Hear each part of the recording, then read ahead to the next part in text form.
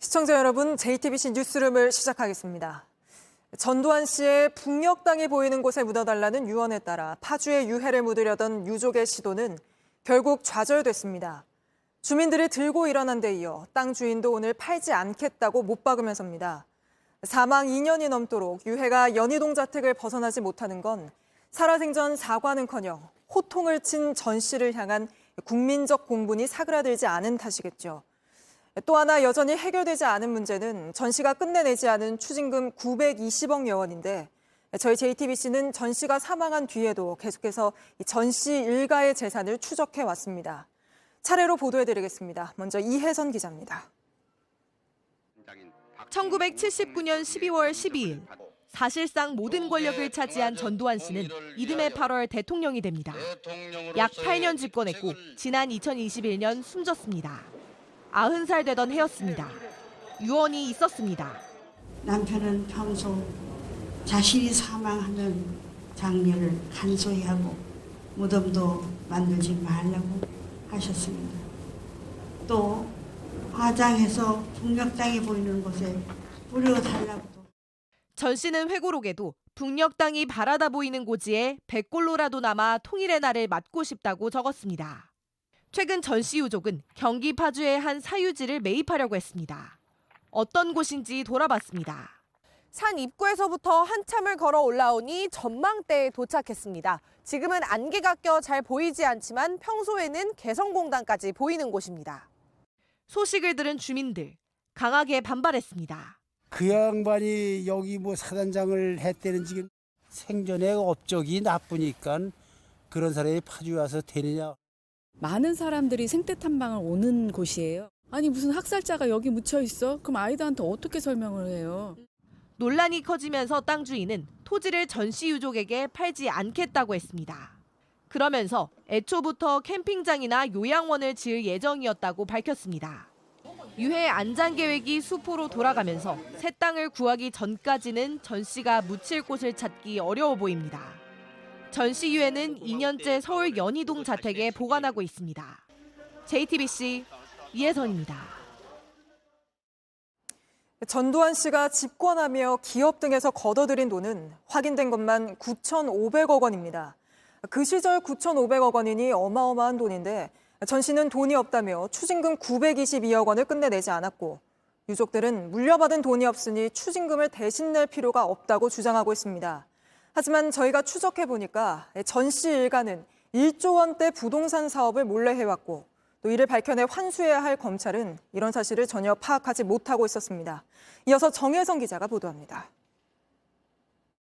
검찰이 전두환 추징금 특별 환수팀을 만든 건 지난 2013년입니다. 당시 장남 제국 씨가 갖고 있던 연천 허브빌리지 부동산을 압류하고 미술품 등을 확보했습니다. 900억 원 상당의 재산을 압류하였고 총 316명을 조사하였고 총 16회에 걸쳐 90개소에 대한 압수수색을 눈에 보이는 재산은 검찰 손이 닿았습니다. 하지만 출판 도매업을 하는 장남 제국 씨는 이즈음 대규모 부동산 사업을 벌였습니다. 2014년 경기 일산 주염역 인근 오피스텔을 지었고 2019년 분양 직전 시행사를 팔아 땅값만 550억을 받았습니다. 같은 시기 베트남에선 예상 총 매출 1조 4천억짜리 부동산 사업도 추진했습니다.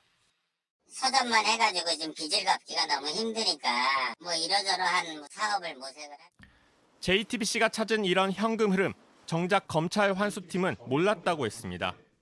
추적은 많이 했죠. 했는데 이제 꽉 잡히는 게 없어서. 해외 부동산 사업이라든지 아니면 국내 부동산 사업 같은 거는 부동산 사업은 무슨 말인지 모르겠네. 수사팀을 지휘한 부장검사는 조력자가 많았다는 건 알았지만 해외 부동산 사업에 대해선 알지 못했다고 했습니다. 최소 몇백억은 되는 자산이 할아버지의 손주분들께 분명히 상속이 됐을 거라고 생각을 하고요. 검찰이 비자금을 찾지 못하는 사이 전두환 씨는 숨졌습니다. 당사자가 사망해도 추징금을 받을 수 있도록 하는 이른바 전두환 추징 3법은 국회에서 아직 방치되고 있습니다. 나쁜 역사가 반복되는 이유는 누군가 자기 책임을 다하지 않기 때문입니다. JTBC 정혜성입니다. 서울 강남의 한 이랜드 의류 매장에 그룹 회장이 방문한다고 하자 이틀 동안 직원들을 동원해 밤새 매장 정리에 나선 걸로 확인됐습니다. 멀쩡한 옷을 다시 꺼내 다리고 또 진열된 옷도 다시 각을 잡았다고 합니다. 이런 일이 1년에 4번씩 있다는데 이랜드 측은 회장 지시가 아니었다며 책임자를 찾아서 책임을 묻겠다고 해명했습니다. 최연수 기자입니다. 영업이 끝났다는 안내 방송이 나옵니다. 저희 강남점의 영업시간은 오전 11시부터 오후 10시까지입니다. 그런데 가방을 맨 사람들이 매장으로 들어갑니다. 청소 도구를 가득 담은 통을 나릅니다. 입구에 깔아놓은 카펫도 정리합니다. 오늘 박성수 이랜드그룹 회장 방문을 앞두고 매장 정리에 나선 겁니다. 이랜드 본사에서 올라온 공지입니다. 근무 시간을 보시면요. 월요일과 화요일 오후 10시부터 그리고 새벽 6시까지 근무를 하라고 써 있는데요. 과업을 보면 스팀이라고 적혀 있습니다. 새 옷처럼 모든 옷을 다리라는 건데요. 회장이 오기 전까지 이 모든 일을 하기 위해서 직원들을 부른 겁니다. 영업이 끝난 매장에 들어가는 사람들의 뒤를 따라가 봤습니다. 익숙한 듯 인사를 나누고 오늘 밤 일할 곳을 안내합니다. 업무 설명을 들은 직원은 4층 창고를 향했습니다. 몇몇은 공지에 나온 대로 스팀으로 다림질을 시작했습니다. 또 다른 몇몇은 진열된 옷에 각을 잡기 시작합니다. 멀쩡하게 잘 접혀서 이렇게 다 되어 있는 애들을 하나하나 다 꺼내서 그냥 처음부터 다시 다 접어요. 공지엔 강제는 아니다라면서도 체력이 괜찮은 직원이 필요하다고 적혀 있습니다. 하지만 밤샘 근무는 자연히 신입사원들의 몫이 됐습니다. 팀별로 배정 인원이 지정이 돼요. 근데 사실 그렇게 되면은 그 팀 안에서 가장 막내인 사람이 그냥 자연스럽게 잠도 못 자고 일하지만 다음 날은 더 힘듭니다. 새벽 근무하면 그 다음 날은 그냥 휴무 주는 거예요? 다음날 오전에만 출근을 하지 말고 오후에는 출근을 해라. 또 이렇게 하는 거예요. 이렇게 불시에 찾아온다는 일정이 1년에 4번입니다. 그때마다 이런 공지가 오고 매장은 난리가 납니다. 오픈 매장이다 하면은 저희가 가서 도와주는 거에 있어서 이렇게 반발심 같은 거는 없었을 것 같은데 이러는 이유가 회장님 오기 때문이다 라고 하니까 이랜드 측은 이런 일을 몰랐고 회장 지시도 아니었다며 책임자를 찾아 책임을 묻겠다고 밝혔습니다. 해당 건은 굉장히 중대한 사고로 생각하고 전사에 공유해서 개선할 계획을 가지고 있습니다. 회장이 다녀간 직후 매장은 반짝반짝했습니다. 오늘 이번 주에 좀 중요한 분들 오시는 주간이어서 매장 한번 싹 치워가지고 내년 3월에 같은 일정이 잡혀 있습니다. 직원들은 같은 일이 또 벌어지는지 지켜보겠다고 했습니다. JTBC 최연수입니다. 윤석열 대통령이 오늘 방송통신위원장 후보자로 김옥일 권익위원장을 지명했습니다. YTN 민영화 등 주요 정책을 서둘러 추진하겠다는 의지로 풀이되는데 야당은 또 검찰 출신이냐며 전문성 없는 인사라고 반발했습니다. 노진호 기자입니다. 방송통신위원장 후보자로 지명된 김홍일 국민권익위원장은 대검찰청 중앙수사부장과 부산 고검장을 지낸 특수통 검사 출신입니다. 윤석열 대통령의 검사 선배로 지난 대선 과정에선 윤 후보 캠프에서 정치공작 진상규명 특별위원장으로 활동했습니다. 김 후보자는 지명 일성으로 공정과 독립을 강조했습니다. 국민에게 신뢰받고 사랑받는 공정한 그리고 독립적인 방송통신이 되도록 최선을 다해서 노력하겠습니다. 이번 인선은 이동관 방통위원장이 사퇴한 지 닷새 만에 빠르게 이루어졌습니다. YTN 민영화와 가짜뉴스 근절 대책, 포털 규제 강화 등 총선을 앞두고 주요 정책을 더 이상 늦출 수 없다는 윤 대통령의 의지가 반영된 것으로 보입니다. 업무 능력, 법과 원칙에 대한 확고한 소신, 그리고 어디에도 치우치지 않는 균형 있는 감각으로 방송통신위원회의 독립성과 공정성을 지켜낼 적임자라고 판단합니다. 민주당은 즉각 비판했습니다. 검찰판 하나의 선배입니다. 방송통신 관련 커리어나 전문성이 전혀 없는 특수통 검사가 어떻게 미디어 산업의 미래를 이끌어간단 말입니까? 국민의힘은 공영방송 정상화에 적임자라며 대승적으로 협조하라고 민주당에 요구했습니다. 김 후보자는 인사청문회를 거쳐 늦어도 이번 달 내 임명될 것으로 보입니다. JTBC 노진호입니다. 윤석열 대통령이 오늘 부산을 찾았습니다. 부산 엑스포 유치 실패 이후 민심 달래기에 나선 걸로 보이는데 엑스포 유치전을 뛰었던 기업 총수들을 또 데려가 이렇게 시장에서 음식을 먹는 모습도 보여 동원했다는 논란도 일었습니다. 배양진 기자입니다. 윤석열 대통령이 이재용 삼성전자 회장 등 재계 총수들과 떡볶이 접시를 들고 섰습니다. 대통령 잘 먹겠습니다. 그래, 맛있게 드세요. 맛있게 드세요. 엑스포 유치 실패 후 한 주 만에 재계 총수들과 함께 부산을 찾은 겁니다. 엑스포 전시장 세울 자리에 외국 투자 기업들 많이 들어오게 해서 부산도 발전시킬 테니까 걱정하지 마십시오. 윤 대통령은 앞서 열린 부산 시민 간담회에서도 부산이 남북권의 거점 도시로 발전해야 한다고 강조했습니다. 부산은 다시 시작합니다. 부산 is beginning입니다. 감사합니다. 그러면서 가덕도 신공항 개항, 산업은행 이전, 북항 재개발 등 부산 지역 현안들을 신속히 추진하겠다고 약속했습니다. 산업은행법에 본점은 서울에 둔다는 규정만 그냥 딱 지우면은 어디에다가 둘 수 있는 것이거든요. 엑스포 유치 실패를 만회하기 위해 부산의 미래 비전을 제시한 걸로 풀이됩니다. 재계 총수들도 동참하겠다고 했습니다. 부산의 미래는 굉장히 밝다고 생각합니다. 당연히 저희 기업가들 또 저희 SK도 부산시의 발전에 최대한 참여하고 노력하겠습니다. 다만 일각에선 지구 500바퀴에 달한 엑스포 유치전에 뛰었던 기업 총수들을 민심 달래기용으로 또 동원한 것 아니냐는 부정적 평가도 있습니다. 대통령실 관계자는 엑스포 유치전에서 함께 고생한 민간 기업 대표들을 격려한다는 취지라고 했습니다. JTBC 배양진입니다. 울산에서 아파트 8만 7천여 세대 전기가 끊기는 대규모 정전 사태가 일어났습니다. 교통 신호등이 꺼지고 엘리베이터에 사람이 갇히는 등 피해가 잇따랐습니다. 구석찬 기자입니다. 전기가 끊긴 피부 관리실 내부는 칠흑 같습니다. 대피 유도등과 노트북만 켜져 있습니다. 이후에 예약을 취소했고 그 관리 중에 정전이 났었는데 너무 깜깜하고 춥고 이러니까 고객님한테 양해를 구하고 바깥으로 나갔더니 상가마다 개점 휴업입니다. 버스 안내판도 제 기능을 잃었습니다. 정전한 거 보소. 정전이어가지고 결제가 현금밖에 안 됩니다. 버스도 몇 분 후인지 몰라. 울산 울주군과 남구에 대규모 정전이 발생한 건 오늘 오후 3시 40분쯤입니다.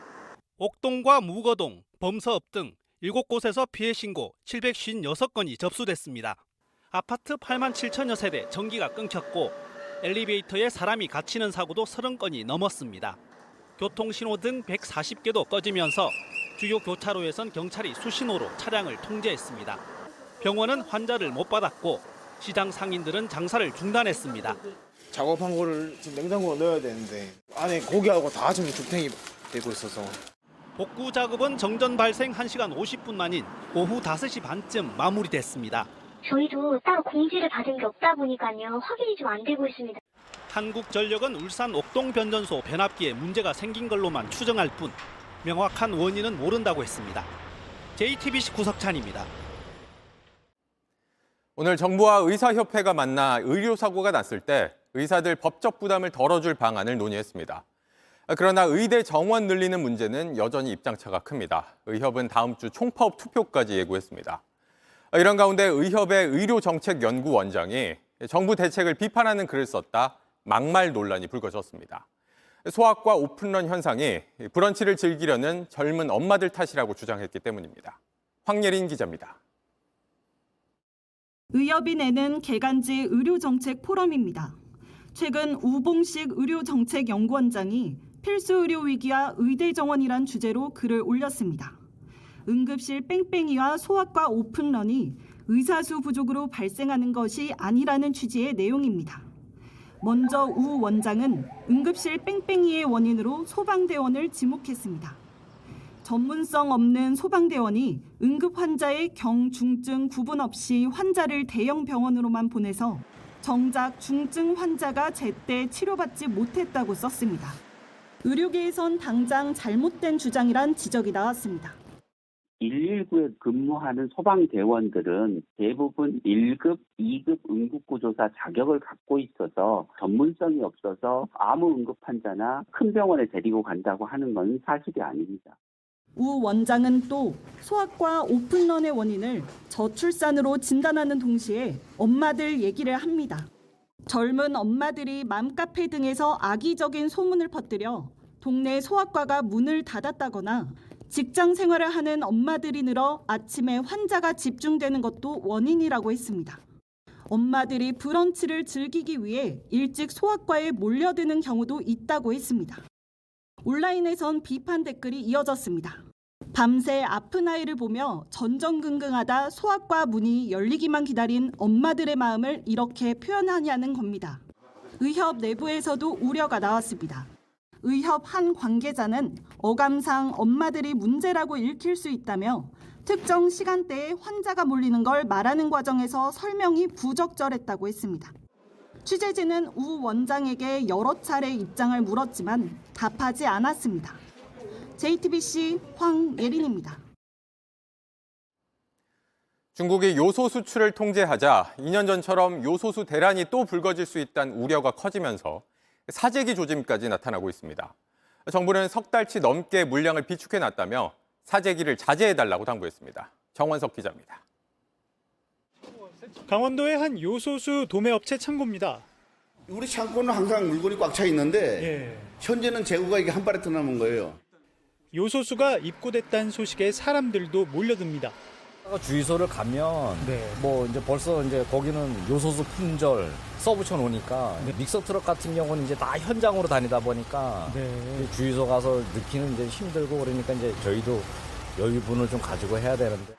당장 품귀 현상은 없다지만 2년 전처럼 품절 대란이 일어날까 불안한 심리가 퍼진 겁니다. 이게 한번 파동을 겪다 보니까 사재기 그러니까 일종의 있어도 계속 더 구입하시는 그런 경향이 있어서 지금 많이 딸리는 거예요. 실제로 배송을 가보면 항상 재고가 있어요. 있는데도 사재기를 해놓는 거예요. 주유소들도 사재기를 막기 위해 이틀 전부터 가격을 올리고 판매 개수도 제한하고 있습니다. 쉽게 해서 뭐 요소수 쇼핑하시는 분들이 의외로 많다. 그러니까 저희가 그러니까 체감하고 있고요. 한 박스당 보통 10,000원을 받았거든요. 엊그저께부터 그러니까 한 통당 15,000원씩 지금 판매하고 있습니다.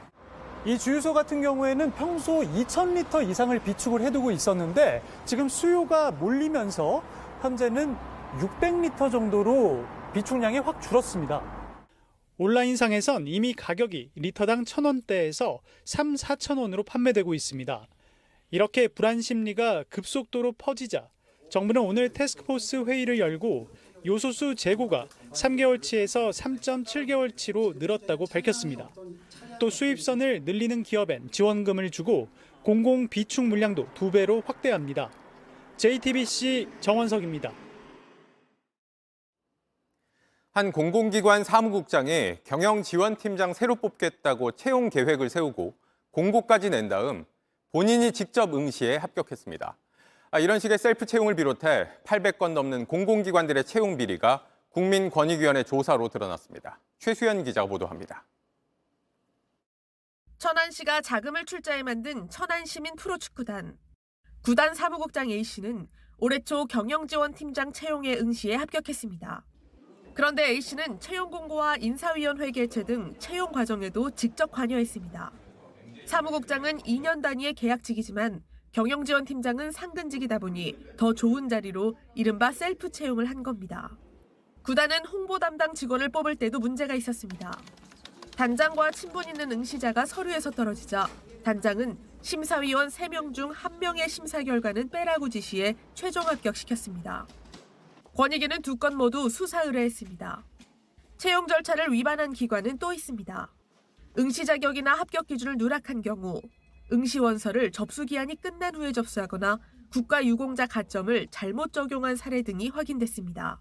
합격자나 응시자의 평정 순위에 영향을 미칠 수 있는 중대한 과실과 착오가 발생한 파안 2건에 대하여는 관련자 징계가 진행되고 있습니다.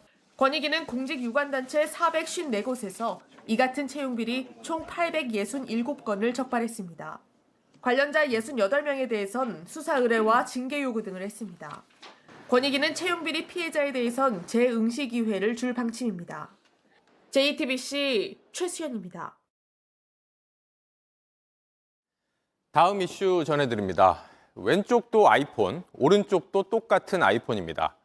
그런데 앱을 실행시킬 때마다 한쪽은 빨리 뜨고 한쪽은 더딥니다. 다른 건 배터리입니다. 한쪽은 구형이고 한쪽은 신형인데 성능 차이가 나는 거죠. 2017년 애플 아이폰을 놓고 이른바 배터리 게이트가 불거졌습니다. 애플이 강제 업데이트를 통해 의도적으로 성능을 떨어뜨렸다는 의혹입니다. 소비자들 동의도 받지 않아 반발이 쏟아졌죠. 배터리가 오래된 구형 아이폰에서 이런 현상이 발생한 탓에 신형 아이폰을 팔려고 그런 거 아니냐 이런 의혹까지 제기됐습니다. 세계 곳곳에서 애플을 상대로 소송전이 벌어졌고 미국 칠레에선 애플이 소비자들에게 합의금까지 줬습니다. 반면에 우리나라는 1심 법원이 애플 손을 들어준 탓에 보상이 없었습니다. 그런데 이게 오늘 2심에서 뒤집혔습니다. 애플이 사용자들에게 7만 원씩 지급하라는 판결이 나온 겁니다. 박병현 기자가 전해드립니다.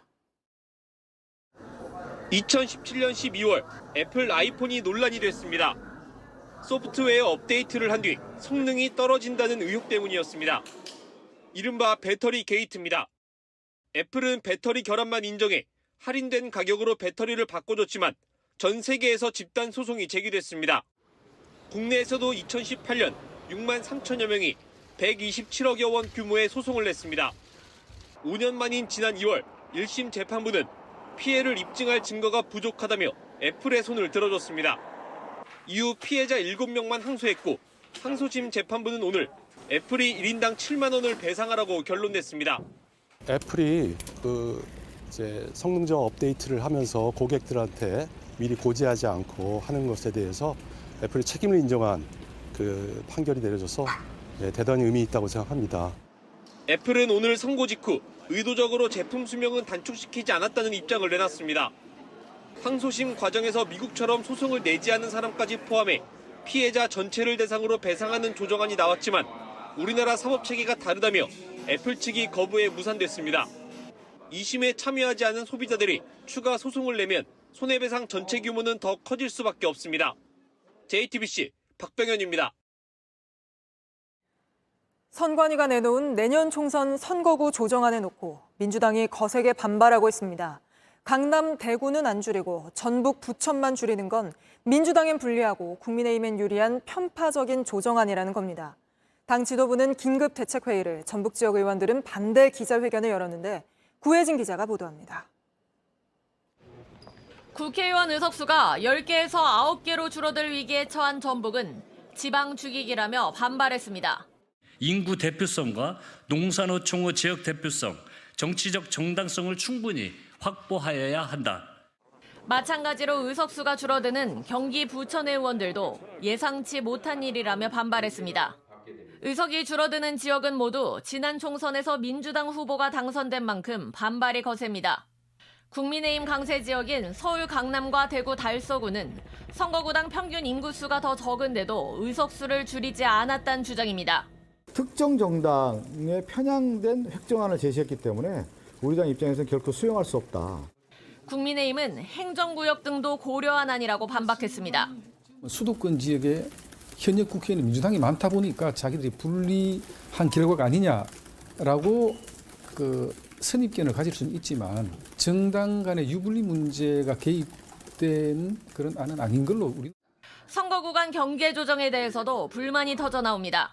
갑으로 있다, 다시 병이 있다가 지금 다시 또 갑으로 가는 4년 동안 의정 활동을 하셨는데 그에 대한 평가를 우리가 이번엔 할 수 없는 일산 동구의 주민이 덕양구의 국회의원을 저희가 선출하는 그런 아이러니한. 여야와 지역 간 희비가 엇갈리는 가운데 여야는 정계특위에서 추가 협상에 돌입합니다.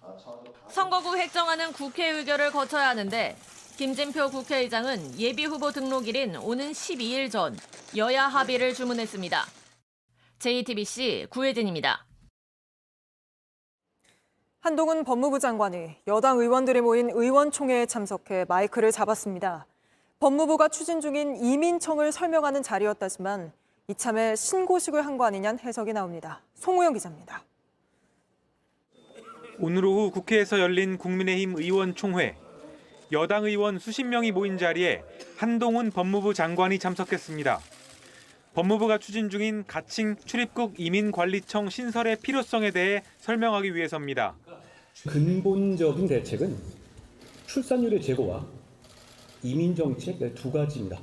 만약에 이 두 가지 외에 더 확실한 대책이 있으신 분이 여기 계시다면 그건 축하드릴 일입니다. 세계를 구하신 거니까요. 한 장관의 설명은 30분 가까이 계속됐습니다. 주요 부처 장관이 의총에 참석해서 정책 설명을 한 적은 전에도 있었지만 한 장관은 총선 출마가 유력시되는 만큼 이날 행보는 주목을 끌었습니다. 총선 출마를 염두에 두고 사실상 의원 신고식을 한 것 아니냐 이런 해석도 나왔습니다. 계속되는 출마설에 한 장관은 말을 아꼈습니다. 저는 정무직이지만 임명직 공직자고 제가 진퇴하는 문제는 제가 정하는 문제는 아닙니다. 그렇다면 저는 매일매일 하루하루 최선 다해야 한다고 생각합니다. 오늘도 그런 차원의 일환이고요. 당 안팎에선 연말 한 장관의 원포인트 개각설이 나오는 등 등판이 머지 않았다는 분석이 나옵니다. JTBC 송우영입니다. 충남 태안화력발전소에서 하청 노동자로 일하다 숨진 고 김용균 씨의 5주기 추모제가 대법원 선고를 하루 앞두고 열렸습니다. 김 씨의 어머니는 아들이 걷던 출근길을 대신 걸으며 노동자들이 일하다 억울하게 죽지 않도록 대법원이 제대로 처벌해야 한다고 호소했습니다. 이승환 기자입니다. 죽지 않고 일할 권리 차별 없이 보장하라! 차별 없이 보장하라! 한 손엔 국화꽃, 다른 한 손엔 현수막을 들었습니다. 5년 전 세상을 떠난 아들이 매일 다니던 길을 오늘은 엄마가 걷습니다. 아들 이름은 김용균, 태안화력발전소로 가는 길입니다. 꽃을 내려놓은 엄마는 아들 얼굴을 어루만집니다. 미안한 마음에 눈물이 납니다. 그래서 위험을 엄마가 알았으면 그곳에서 나오게 했을 텐데 이런 미안함이 크죠. 김 씨가 빨려 들어간 컨베이어 벨트엔 안전장치가 없었고 2인 1조 근무 수칙도 지켜지지 않았습니다. 하지만 책임자들은 제대로 처벌받지 않았습니다. 지난해 2월 1심은 원청인 한국서부발전 대표이사에게 무죄를 선고했습니다. 원청업체와 하청 노동자 사이 고용관계가 성립하지 않고 위험을 구체적으로 인식하지 못했다는 이유에서였습니다. 1년 뒤 항소심도 결론은 같았습니다. 현장의 위험을 몰랐다고 하면 다 처벌을 면하게 여태까지 해왔고 앞으로 아무도 처벌을 하지 않겠다라는 거나 똑같이 보이는 거죠. 대법원 판단은 내일 나옵니다. 크게 기대는 안 하지만 당연히 원하청 사장 처벌해야 되고 이런 게 상식적이라고 보는데 김 씨 죽음으로 중대재해기업 처벌법이 만들어졌지만 아직 현실은 노동자 편이 아닙니다. JTBC 이승환입니다. 인구가 줄어들면서 지역 대학들은 살아남기 위해 통합을 추진하고 있습니다. 대구에 있는 경북대와 구미 금호공대도 논의를 시작했는데 진행이 쉽지만은 않습니다. 경북대 학생들이 반발하면서 이렇게 학교 점퍼를 벗어놓는 시위까지 벌이고 있습니다. 윤도혜 기자입니다. 경북대 본관 계단에 학교와 학과 이름이 적힌 점퍼가 가득합니다. 이른바 과잠이라고 부르는 단체복입니다. 주위를 촛불로 둘렀고 통합반대 현수막도 놨습니다. 경북대와 금호공대 통합 추진 사실이 알려지자 학생들이 반발한 겁니다. 학생 의견에 반영이 안 된다는 학교 자체가 진정한 학교가 맞는지. 반대 이유 핵심은 결국 입학 성적입니다. 입시 결과의 기준이 확연히 다르기 때문에 들어온 학생들의 노력이 너무 무산되는 게 아닐까. 금호공대 학생들도 흡수되는 모양새는 곤란하다고 걱정합니다. 통합한 이후의 문제들을 생각을 하면서 통합을 하더라도 저희는 대등한 통합을 원하는. 학생들 반대가 크지만 학교로선 생존 문제입니다. 덩치를 키우지 않으면 살아남기 힘든 지방대 현실을 그대로 보여줍니다. 지역 위기, 인구 소멸의 위기까지도 우리가 극복할 수 있는데 여러 대학이 힘을 합쳐서 하는 것도 방법이 될 수 있겠다. 특히 교육부가 1,000억 원을 지원하는 글로컬 대학으로 국공립대학 7곳 가운데 4곳이 통합을 전제로 선정되면서 논의는 더 급해졌습니다. 탈락한 대학끼리라도 통합해야 한다는 절박함 때문입니다. 장기적인 발전과 비전을 봤을 때 또 통합이 필요하고 부산에서도 부경대와 한국해양대가 통합을 추진하고 있습니다. 생존을 위해 합치자는 논의는 앞으로 더 활발해질 걸로 보입니다. JTBC 윤두열입니다. 수차례 무산됐던 남산 곤돌라 사업을 서울시가 다시 추진합니다. 환경을 해치고 인근 학교에 피해를 준다는 반대 목소리와 시민 편의를 위해 필요하다는 찬성 입장이 엇갈립니다. 윤정주 기자입니다. 남산 입구와 서울타워를 연결하는 남산 케이블카. 특정 업체가 60년 동안 운영을 독점해왔습니다. 너무 낡은 데다 주말마다 대기줄이 깁니다. 주말에는요, 1시간에서 1시간 반. 인력하고 차가 못 들어올 정도이죠. 서울시는 대안으로 곤돌라 사업을 추진했지만 환경단체의 반발 등으로 여러 번 가로막혔습니다. 이번이 세 번째 도전입니다. 서울시는 오늘 공사비 400억 원 규모의 설계 시공 공고를 올렸습니다. 계획대로라면 2025년 11월부터 탈 수 있습니다. 지하철 4호선 명동역과 바로 연결된 예장공원입니다. 이곳에서 곤돌라가 출발합니다. 여기서 정상까지 804m로 올라가는데 한 번 갈 때마다 약 3분 걸립니다. 10인승 25대가 운행하고 요금은 10,000원 안팎이 될 전망입니다. 서울시는 연간 이용객이 189만 명에 달할 걸로 내다봤습니다. 명동 상인들은 환영했습니다. 아무래도 되겠죠. 이렇게 해놓으면 이제 관광 문화가 더 좋아지니까. 하지만 반대 목소리도 거셉니다. 곤돌라가 지나가는 경로 아래에 학교 4개가 있어 학습권 침해가 우려됩니다. 한 명이 타도 계속 돌아가잖아요. 그러면은 아이들은 창문을 열지 못하는 상황인 거죠. 환경단체들도 반발합니다. 인공적인 시설물이 들어가는 그 행위 자체로도 보호구역에 당연하게 영향이 있을 수밖에 없는 상황이고요. 계획대로라면 오는 2025년 완공될 예정이지만 한동안 논란은 계속될 걸로 보입니다. JTBC 윤정주입니다.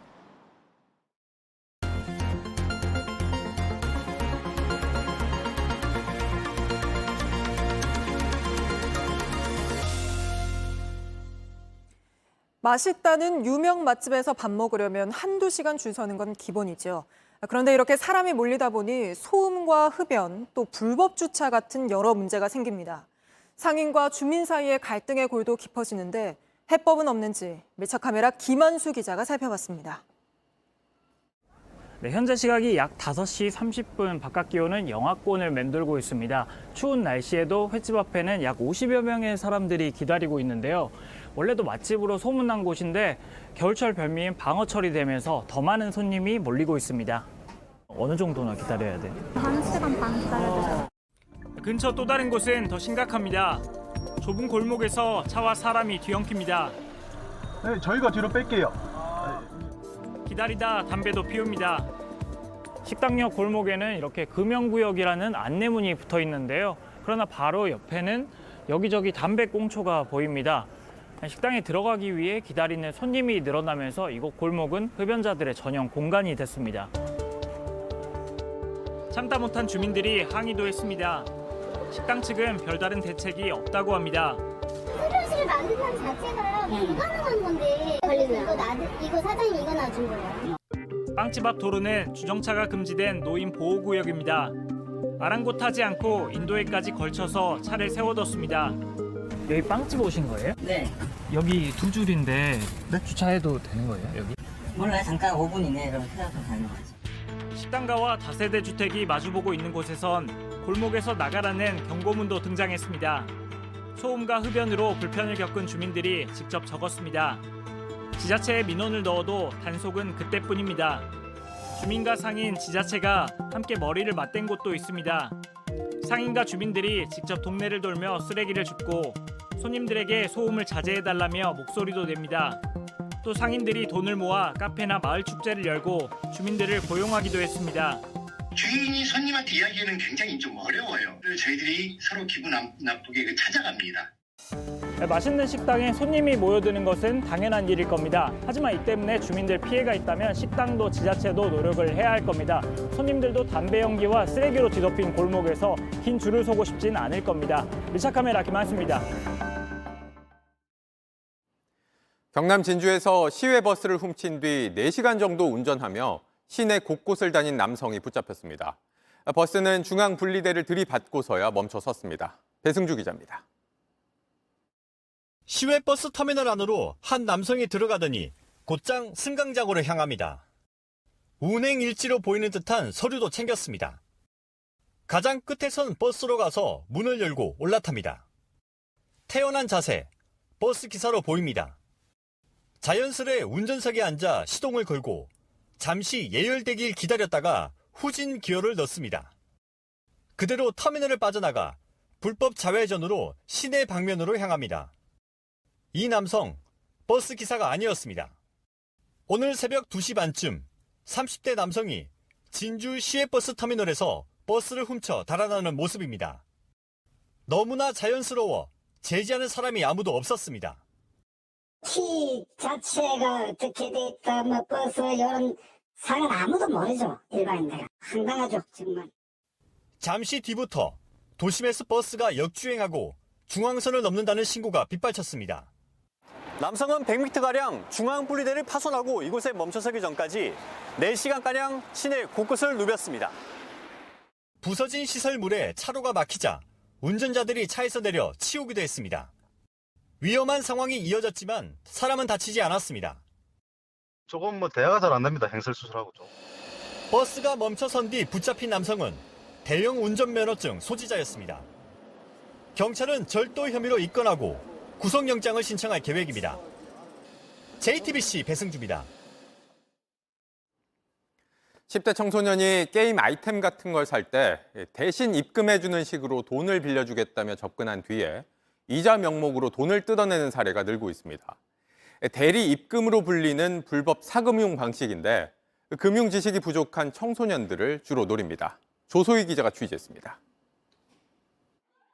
고등학생 최모 양은 게임 아이템을 사고 싶었습니다. 25,000원짜리인데 용돈이 부족했습니다. SNS에서 봤던 대리 입금이 생각났습니다. 당장 급하니까 이제 그걸 한 것 같아요. 25,000원 뭐 이 정도? 이틀 후에 5만 원을 갚으면 되는 거예요. 아이템 살 돈을 빌려준 사채업자, 이틀 뒤에 돈을 못 갚자 시간당 연체료를 내놓으라고 협박했습니다. 그때 못 낸 거에 대해서 시간당 10,000원씩 달라고 하는 것 같아요. 이해가 안 되는 거죠. 최 양은 무서웠습니다. 애 입장에서는 부모님한테도 알린다든가 또 친구한테도 이거를 해서 알려서 결국 부모에게 털어놨고 8만 원을 주고 해결했습니다.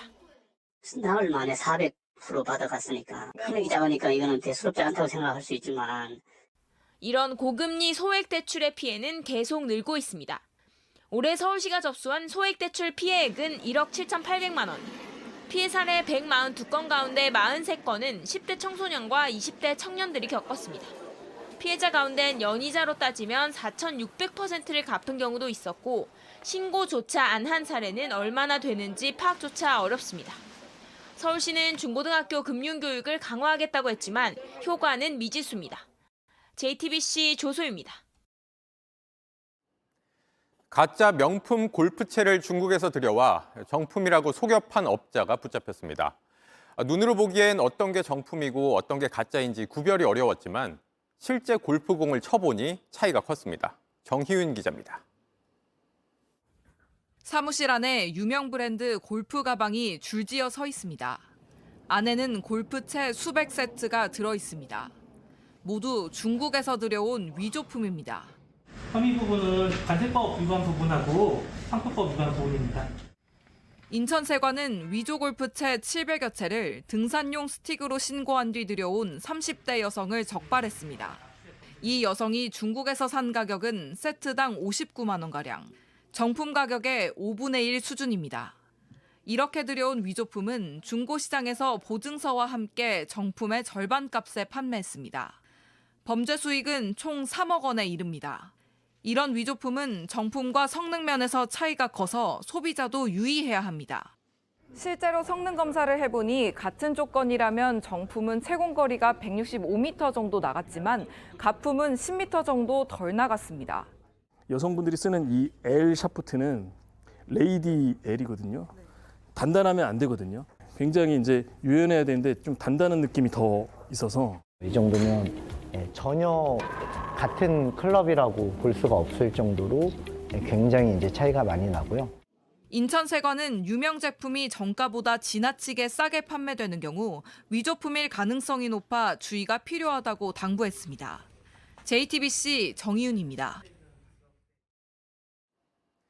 미국 워싱턴 인근 알링턴에서 주택 한 채가 통째로 폭발하면서 한국계로 추정되는 남성이 숨지는 사고가 났습니다.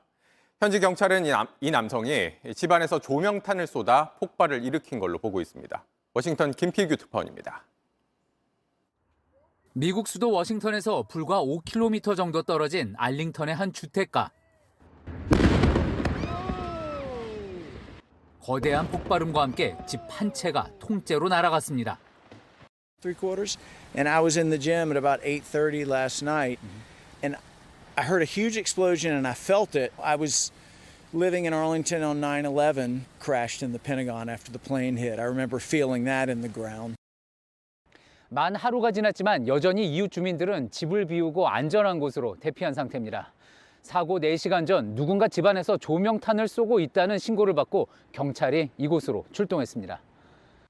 한참을 대치하던 경찰이 집 안으로 들어가려는 순간 조명탄 수십 발이 한꺼번에 발사되며 폭발로 이어졌습니다. 경찰은 집주인인 56살 제임스 유를 용의자로 지목했습니다. The suspect was inside the residence at the time of the explosion, and he is presumed at this point to be deceased. 현지 언론은 한국계로 추정되는 유 씨가 이웃과 거의 교류가 없었고 사법당국에 무언가 불만을 제기해왔다고 전했습니다. Via phone calls, online tips, and letters over a number of years. I would characterize these communications as primarily complaints about alleged frauds he believed were perpetrated against him. 경찰은 유 씨의 소셜미디어 계정 등을 통해 정확한 사고 경위를 조사하고 있습니다. 버지니아에서 JTBC 김필기입니다.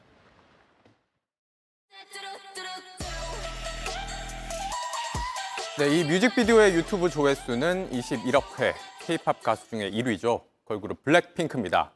오늘 멤버 4명의 재계약이 발표되면서 소속사 주가가 급등했고 전 세계 언론도 이 소식을 비중 있게 다뤘습니다. 이한길 기자가 전해드립니다. 블랙핑크 분들 축하합니다. 6년 전 신인상을 받고 기뻐하던 이 걸그룹은 이젠 세계적으로 모르는 사람이 없을 정도로 유명해졌습니다. 전 세계 가수 중 유튜브 구독자 1위, K-팝 걸그룹 최초 빌보드 200 1위, 멤버 4명이 일군 기록들이 더해지며 거대한 팬덤으로 확장했습니다. 하지만 석 달 전 마지막 콘서트는 이별을 암시하는 듯 했습니다. 저희가 마지막 에너지를 쏟고 가겠습니다, 여러분. 계약 기간 7년이 끝났지만 이후 재계약 소식이 들려오지 않아서입니다. 전속 계약이 종료되고 넉 달, 블랙핑크 멤버들은 뒤늦게 동행을 선택했습니다. 소속사가 멤버 4명과 재계약을 발표한 겁니다. 해외 언론도 이 소식을 주목했습니다. 미국 언론 포브스는 지난 몇 달 동안 블랙핑크의 미래에 대한 걱정이 있었다면서 전 세계 팬들의 관심을 소개했고, 영국 언론 BBC는 멤버의 개별 계약을 하지 않는다는 건 그들이 스케줄이 허락할 때만 그룹으로 활동한다는 뜻이라며 이번 계약의 의미를 짚었습니다. 블랙핑크는 재계약만으로 K-팝의 영향력, 나아가 산업적 측면의 전망까지 흔들었습니다. 오늘 소속사 주가는 25%나 뛰었습니다. JTBC 이한길입니다. 1100년 전 종이가 귀해 나무 조각에 쓴 글씨가 이제야 발견됐습니다. 궁예가 세운 나라, 그 당시 사람들의 이야기가 적혀 있었는데요. 무엇에 쓰는 물건이었을까요? 정수아 기자가 소개합니다. 30cm 길이 나무 조각에 새겨진 그림을 자세히 보면 사람의 얼굴이 보입니다. 종이가 귀하던 시절 나무에 글씨와 그림을 남긴 목간입니다. 얼마 전 경기도 양주의 한 산성에서 발견됐는데 국내에서 발견된 목간 중 가장 많은 123글자가 적혀 있습니다. 중요한 건 또 있었습니다. 정계 3년 후삼국 시대 궁예가 세운 태봉에서 쓰던 연호입니다. 이 글씨 덕분에 만든 시기를 916년으로 특정할 수 있습니다. 무등이란 인물이 용에게 제사를 지냈다는 내용으로 당시 태봉 사람들의 생활상도 엿볼 수 있습니다. 실제로 목간이 출토된 이곳 우물에서 제사를 지낸 흔적이 발견됐습니다. 소를 잡아서 여기다가 이제 제물로 바치고 이제 대령에게 이제 소를 바치는 이제 맛을 보시옵소서 뭐 이런 내용들이. 용을 신으로 섬기고 적을 물리쳐달라 바랐던 기록은 전쟁으로 혼란스러웠던 후삼국 시대 백성들의 바람을 엿보게 합니다. 발굴 작업이 절반 정도 진행된 가운데 이곳에선 목감뿐 아니라 토기와 기와도 추가로 나오고 있습니다. 지금의 남과 북 사이에 걸쳐 있어 그동안 제대로 된 조사가 이뤄지지 못했던 태봉의 모습이 조금씩 모습을 드러내고 있습니다. JTBC 정선입니다. 전반 42분 페널티 박스 안에서 다리를 쭉 뻗어 패스를 받은 황희찬은 서두르지 않았습니다. 슛을 때리는 척 상대 타이밍을 한 박자 빼앗더니 가장 좋은 기회를 만들었습니다. And he just paused long enough to make sure there was a gap into the bottom corner. 잠시 멈칫한 듯 보이지만 그렇다고 주저하지 않았습니다. 그 상황을 주도하고 지배했다는 말이 더 잘 어울리는 이 슛으로 프리미어리그 8번째 골을 낚았습니다. He's a good finisher, Channing, but he's very clinical. 다소 거칠고 투박해 보일 정도로 힘찬 돌파만 떠오르는 윙어라 생각했지만 올 시즌은 보다 세밀하고 조금 더 침착한 마무리로 완전히 변신했습니다. 15경기에서 25개의 슛을 시도해 8골을 만들었는데 슛을 골로 바꾸는 비율만 놓고 보면 홀란, 살라, 손흥민보다 앞섭니다.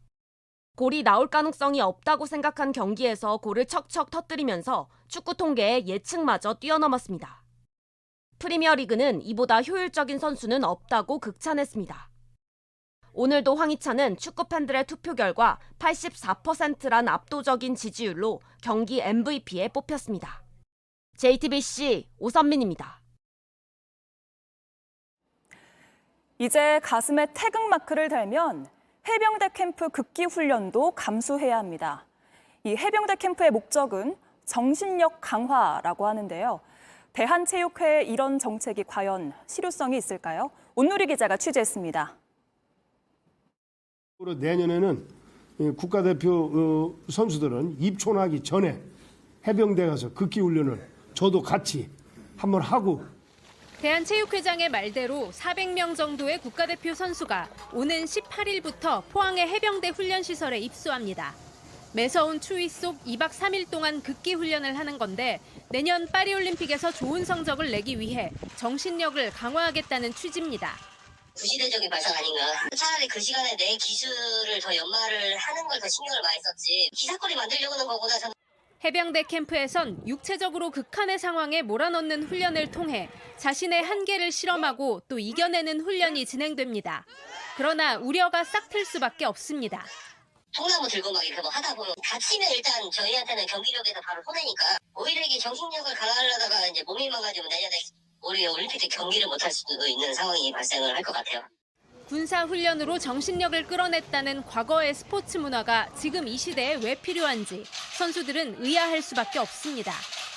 군인 정신 뭐 이런 게 아니라 현장에서 선수들이 잘 발휘할 수 있도록 도와주는 전문가들이 지금 현장에서 지금 있는데 지금 어느 시대 얘기를 하고 있냐. 종목 단체들은 이런 결정에 동의하진 않지만 체육회의 의지가 강해 피할 순 없다는 입장입니다. JTBC 온누리입니다.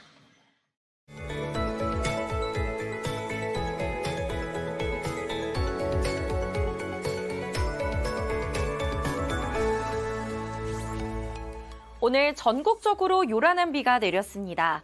레이더 영상 보시면 아직도 전국 곳곳에 비구름이 지나고 있는데요. 비는 오늘 밤까지 이어질 것으로 보입니다. 예상되는 강수량은 중부지방에 5mm 안팎, 남부지방은 5mm 미만이 예상되고요. 비구름이 지나고 나면 내일 아침 반짝 쌀쌀해지겠습니다. 곳곳에서 영하권을 보이는 곳 많겠고요. 서울도 영하 1도까지 떨어지겠습니다. 그래도 한낮에는 다시 기온을 회복하면서 평년 기온을 웃돌 전망입니다.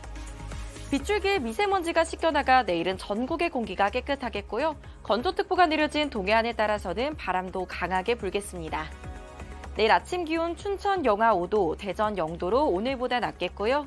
낮 기온은 서울 11도, 전주, 부산 13도로 대부분 지역이 10도 이상을 보이겠습니다. 당분간 평년 기온을 웃돌며 큰 추위 걱정은 없겠고요. 모레는 16도까지 껑충 뛰며 한층 더 온화하겠습니다. 날씨였습니다. 뉴스룸 저희가 준비한 소식은 여기까지입니다. 시청해주신 여러분 고맙습니다.